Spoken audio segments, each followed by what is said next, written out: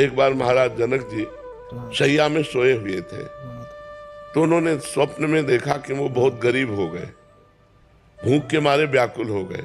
किसी तरह उन्होंने कुछ दाल चावल मांगे और उसे मिट्टी की हाड़ी में पका रहे थे। वो पकने वाली ही थी कि दो सांड लड़ते हुए आए और वो सब खिचड़ी नष्ट हो गई। और वो ऐसे व्याकुल हुए, पूछो जो ही व्याकुलता हो इसमें आंख खुली तो देखा राजा का वैभव। उनका ये सत्य कि वो सत्य। सभा में आए बड़े बड़े विद्वान बैठते थे, उनसे पूछा ये सत्य कि वो सत्य।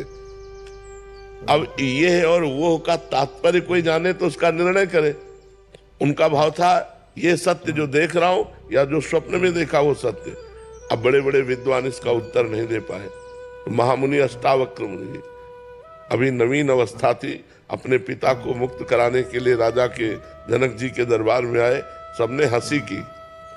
तो पहले ही उन्होंने कहा कि हमने तो सुना था जनक का दरबार ज्ञानियों का दरबार है, यहाँ तो हमको सब चमड़े की पहचान और मांस की पहचान करने वाले दिखाई दे रहे हैं।